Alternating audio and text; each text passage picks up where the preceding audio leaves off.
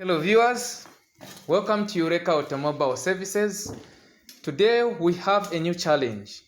This is a Honda Step Wagon with a R2A engine. So customer's complaint is that this engine is cranking but not starting.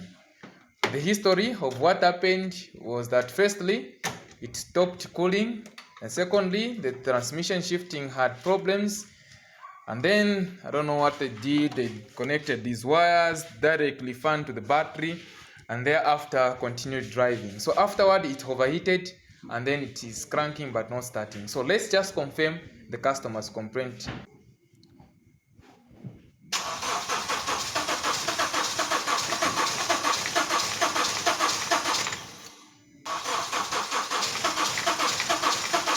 All right. So first thing first, I'm sure you've seen the videos of us diagnosing a crank no start. What we check for the spark, we check for fuel, and we check for air. So let's check, does it have a spark?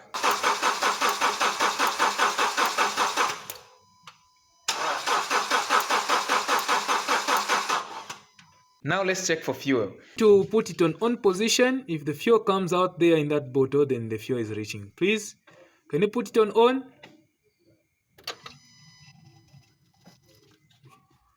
Again, put it on accessory, back on. Alright, I'm sure you're able to see that it has enough fuel reaching the engine. So these are the codes that are stored in the engine computer. Honda calls it programmed fuel injection. So we have P0118 ECT, engine coolant temperature sensor 1 circuit I input. It shows permanent code. P0113 intake air temperature sensor circuit high, and P0406 exhaust gas evacuations valve. So all these codes, these are serious ones which needs attention, especially the engine coolant temperature. And in the transmission, it's showing the CVT fluid temperature sensor open, transmission fluid pressure sensor switch A circuit high.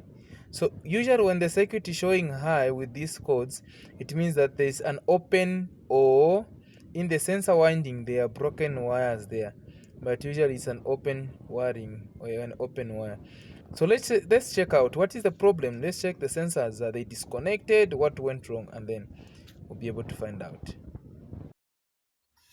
So in line with the computer codes that we have seen, this is the problem. Look at this. I think that's a rat. It ate the wires. That's a harness which goes to the computer, and those codes are in line with the wires that are broken. So let's fix these wires first and see how it will perform. Yeah, so now the wires are well connected. Let's crank and see.